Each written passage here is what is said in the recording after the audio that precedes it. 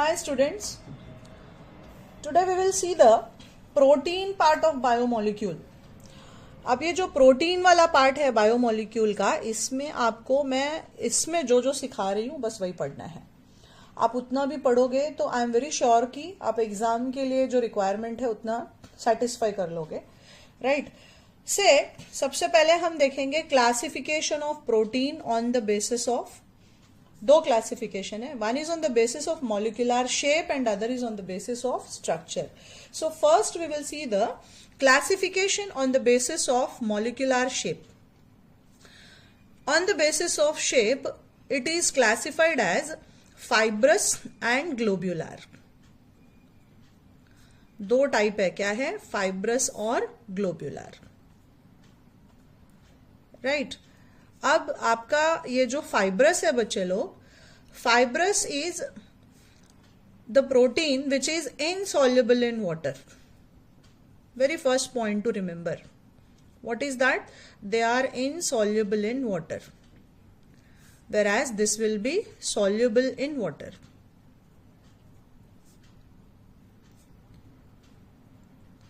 Second point would be the forces of attraction existing in these particular molecules, right?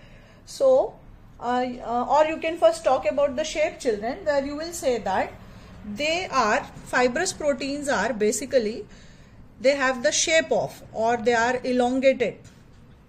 Shape कैसा है? Shape is elongated and they may be rod or rope like structures. जबकि इसका जो structure है या shape है वो कैसा है?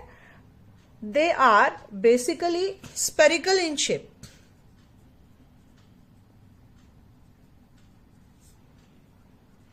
So this is the point number 2. And then next we will talk about the forces involved in them. जैसे कि आपका फाइब्रस प्रोटीन जो है, इसमें जो फोर्सेस है वो या तो हाइड्रोजन बॉन्ड होगा और you may have disulphide bridging.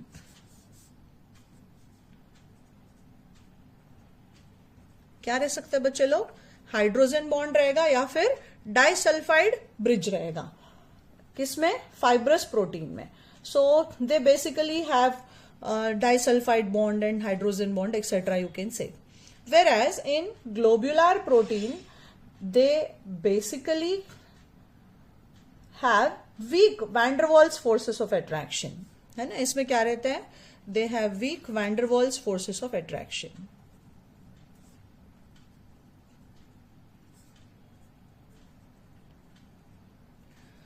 Then one more point can be they are sensitive to change in pH. थोड़ा भी आप pH बदलोगे ये चेंज हो जाएगा, है ना. अपनी प्रॉपर्टी जो बेसिक प्रॉपर्टी है उसको लूज कर देगा. जबकि fibrous protein is resistant to change in pH. जल्दी से एसिड, अल्कली या फिर उसके एक्शन से चेंज नहीं होता है. And finally, we have the examples, children, where you can say fibrous protein includes examples like keratin, which is present in hair, silk, nails, etc. Then you have myosin that is present in muscles, है ना. keratin किस में present रहता है?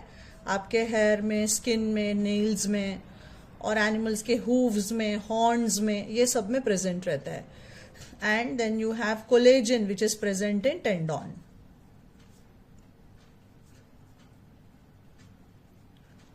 जबकि आपका globular protein का best example क्या हो जाएगा?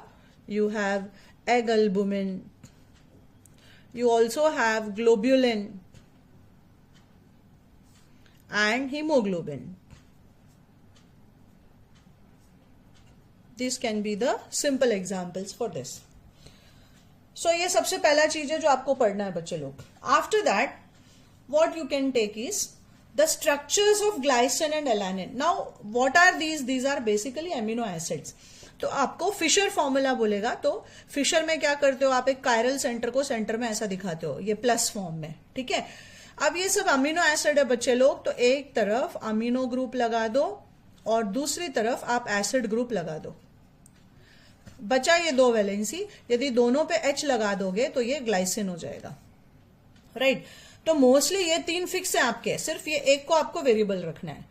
तो स्ट्रक्चर पूछ लेता है कभी कभी 1 मार्क के लिए, जैसे ये ग्लाइसिन हो गया, वापस एलानिन पूछ लिया, फिर से ऐसे ही प्लस बना दो, यहाँ पे NH2 ग्रुप लगा दो, इधर COOH लगा दो, इधर H लगा दो। और बच्चे लोग ये ग्रुप एक वेरिएबल होता है बोला मैंने, तो बस इसकी जगह पे आप CH3 लगा दो, ये हो गया एलानिन। अब तीसरा लेते हो यदि आप वैलिन, है ना, तो ये नीचे है ना, ऐसा उल्टा V लगा देना, तो वो वैलिन हो जाएगा। It is so simple, okay. यदि आप नीड करोगे तो आपको सभी 20 अमीनो एसिड्स बाय हार्ट भी होना चाहिए। अब पेप्टाइड बॉन्ड क्या हुआ बच्चे लोग, ये अमीनो एसिड्स को ज्वाइन करने के लिए हम क्या करेंगे, इसमें एसिड का OH, मान लो मैंने इन दोनों को ही पकड़ा और एक पेप्टाइड चेन बनाने का कोशिश किया, तो इसका OH जाएगा और यहां से एक H जाएगा, right. I show you again बच्चे लोग, देखो यहाँ पे, जैसे मान लो मैंने 2 अमीनो एसिड लिया, ये कार्बन लिया मैंने, इस पे अमीनो एसिड मैंने सिंपल, आपको कोई पर्टिकुलर अमीनो एसिड याद रहता है तो अच्छी बात है, नहीं तो आप सिंपली क्या करोगे, यहाँ पे एसिड, इधर अमाइन इधर एसिड। अब मैंने बोला एसिड का OH गया, एसिड का यदि OH चला गया बच्चे लोग, तो डेफिनेटली यहाँ पे क्या बचा आपके पास, ये C डबल बॉन्ड OH बचा ना, और यहां से एक H चला गया, मतलब इधर से भी H जा रहा है, इसलिए मैंने इधर NH लिखा है, ठीक है। और नीचे जो ग्रुप है आपको याद नहीं रहेगा ना, आप R लिख सकते हो, simple R, where R can be any group, right. Group for any, जैसे ग्लाइसिन है तो H हो गया, एलानिन है तो CH3 हो गया, वैलिन है तो नीचे V आ गया, that is isopropyl group and so on.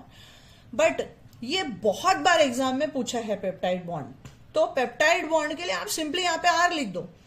अब यदि इसका H गया बच्चे लोग और मैंने ज्वाइन किया, मतलब यहां पे बचा NH और फिर से ये कार्बन, इस पे मैंने ले लिया H, ठीक है। और आगे मैंने बोला आपको R ले लो, डिफरेंशिएट करने के लिए एक को R बोल दिया तो बगल वाले को R', वापस आगे C डबल बॉन्ड हो, क्योंकि मान लो कि इसका भी OH चला गया है, तो ये आपका पेप्टाइड बॉन्ड हो गया, है ना। तो ये किस फंक्शनल ग्रुप जैसा दिखता है बच्चे लोग, ये एकदम कैसा दिखता है, कौन सा फंक्शनल ग्रुप है ये, this is nothing but amide bond. So this amide type of linkage which connects the amino acids in a protein molecule is called as peptide bond. या फिर आप सिंपली डेफिनेशन कैसे बोलोगे इसको, the bond that connects alpha amino acids to each other. Simple क्या बोलोगे बच्चे लोग, the bond that connects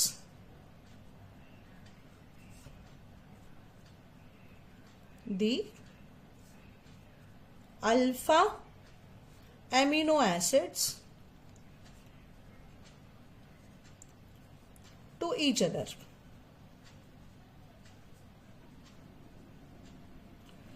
सो यहां पे मैंने क्या बनाया है, मैंने एक डाइपेप्टाइड बनाया है, राइट। जब मैं 2 को ले लूंगी तो इसे हम डाइपेप्टाइड बोलेंगे। तो इसका आप यदि कंटिन्यूएशन करना चाहते हो तो आपको ब्रैकेट में डाल के एन टाइम्स ऐसा लिखना पड़ेगा। यदि आपको लगता है कि नहीं मेरे को याद नहीं रहने वाला है, चुपचाप सिर्फ इसका H इसका OH निकालो और बाकी जैसा है वैसे ही रहने दो बच्चे लोग, कुछ भी करने का जरूरत नहीं है ना। ये बॉन्ड लिखना ही मत यहाँ पे, गॉट इट, ये बॉन्ड हटा देना। तो ये आपका एक डाइपेप्टाइड हो गया, सिंपली एक पेप्टाइड बॉन्ड। इस तरह से आपको पूछा व्हाट इज पेप्टाइड बॉन्ड, तो आप लिखना the bond that connects the amino acids to each other और सिर्फ ये दिखा देना, 2 मार्क आपको फुल मिल जाएगा, ठीक है। अब मेरा नेक्स्ट क्लासिफिकेशन है classification on the basis of structure. तो मान लो बेसिक क्लासिफिकेशन इसका किया गया है into primary, secondary, tertiary and quaternary. तो स्ट्रक्चर के बेसिस पे बच्चे लोग इसका क्लासिफिकेशन ये 4 तरीके से होता है। अब ये आपको बहुत बार ना एमसीक्यूज में दिखेगा कि प्राइमरी स्ट्रक्चर क्या दिखाता है, सेकेंडरी स्ट्रक्चर क्या दिखाता है, टर्शरी स्ट्रक्चर क्या दिखाता है ना, ऐसा आपको क्वेश्चन में बेसिकली दिखाई देगा। तो यहां पे आप क्या बोलोगे, प्राइमरी स्ट्रक्चर जो है मुझे बेसिक सीक्वेंस, जैसे मान लो मैंने आपको एक ट्राइपेप्टाइड या डाइपेप्टाइड दे दिया और यहाँ H लगा दिया, यहाँ CH3 लगा दिया, तो मैं बोलूंगी ये डाइपेप्टाइड में क्या क्या है, तो आप बोलोगे ये ग्लाइसिन है और ये एलानिन है, तो ग्लाई एला, और वैलिन लगा दिया तो ग्लाई एला वैल, वो ट्राइपेप्टाइड हो गया। तो मुझे ये चेन में basic sequence of amino acid मिल रहे हैं, वो प्राइमरी स्ट्रक्चर बताता है। I hope you are understanding. So primary structure gives the basic sequence of amino acids. क्या देता है primary structure? Basic sequence of amino acids in a protein molecule. जबकि सेकेंडरी स्ट्रक्चर क्या देगा बच्चे लोग? The 3D arrangement of the protein in a localised region of protein chain. What does it give? The 3D arrangement of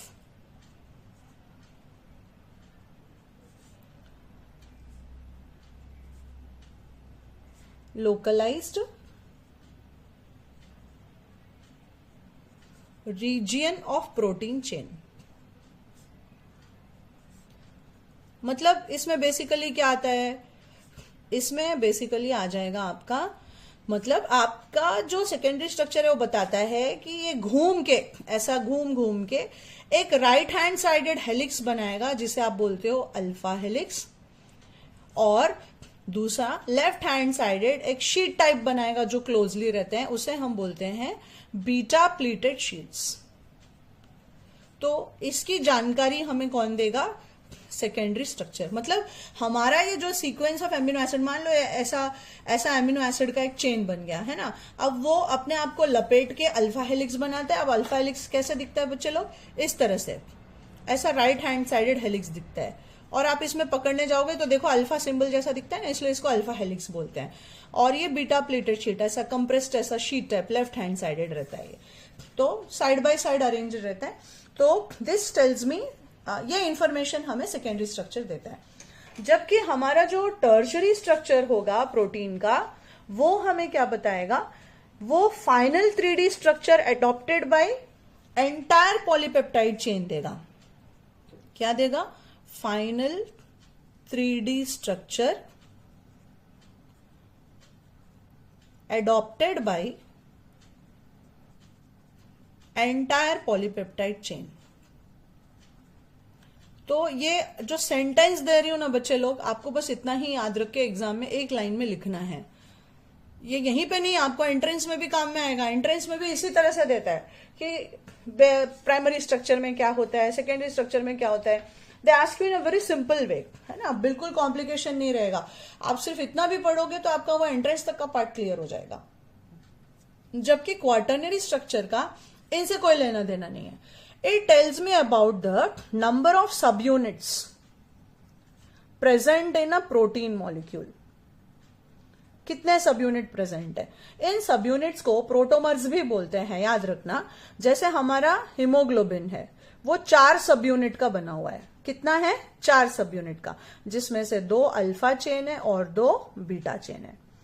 तो quaternary structure बस इतना ही information देगा, उससे ज्यादा बात नहीं करता है, राइट। तो ये हो गया हमारा classification on the basis of structure. अब एक और क्वेश्चन बच्चे लोग जो पूछता है वो है डीनेचरेशन। डीनेचरेशन, दूध से पनीर बनाना, सिंपल। अब इसमें सेकेंडरी स्ट्रक्चर टर्शरी स्ट्रक्चर बदल जाएगा, लेकिन जो प्राइमरी स्ट्रक्चर है उसमें कोई बदलाव नहीं होता है। Please remember that. तो ये भी बहुत बार बोर्ड एग्जाम में पूछा है, तो आप लिख सकते हो इट इज अ प्रोसेस। क्या लिखोगे डीनेचरेशन के लिए? It is a process by which the molecular shape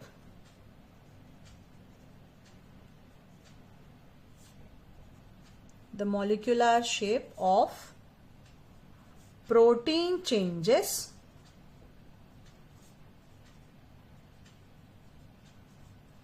without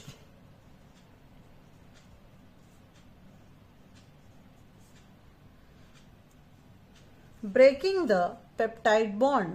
मतलब आपका basic sequence of amino acid वैसे रहेगा,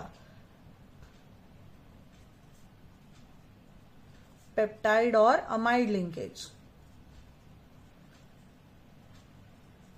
दैट फॉर्म्स व्हाट, है ना, बेसिक सीक्वेंस कौन देता है, प्राइमरी स्ट्रक्चर देता है. So that forms the primary structure.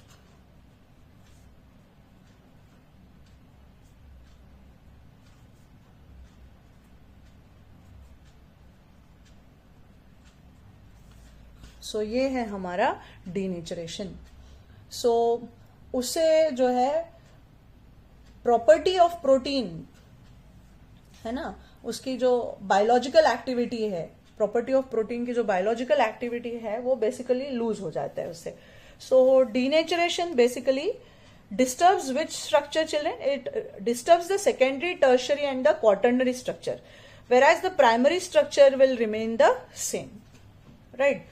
तो इतना यदि आप पढ़ते हो ना बच्चे लोग, तो आप देखोगे कि 2019 से लेके 24 तक का बायोमोलिक्यूल्स में जो प्रोटीन का पार्ट है उसका कोई क्वेश्चन आपसे मिस नहीं होगा. आप हर एक क्वेश्चन आंसर कर लोगे यदि आप इतना प्रिपेयर करके जाओगे तो. और एक छोटा सा चीज यहाँ पे याद रख लेना, एक दो बार मैंने देखा है कि एंजाइम्स का डेफिनेशन पूछा है बच्चे लोग. जब इतना कर रहे हैं तो इसको भी वहीं पे खत्म कर देते हैं. मेरे ख्याल से, if I am not wrong, 2019 से 24 में दो बार ही पूछा होगा एंजाइम्स. सिंपल वर्ड में इसको याद रखो, व्हाट आर एंजाइम्स दिखता है 1 मार्क के लिए. सो याद रखने का, एंजाइम्स आर बायोलॉजिकल कैटलिस्ट. बस ये एक शब्द लिख दिया ना आपने, दो शब्द लिख दिया ना आप लोगों ने, आपको एंजाइम का 1 मार्क मिल जाता है. सिर्फ इतना ही लिखना है, enzymes are biological catalyst, that's all. तो बस बच्चे लोग छोड़ना नहीं है ऑप्शन में, है ना, इसको अच्छे से पढ़ के जाना है.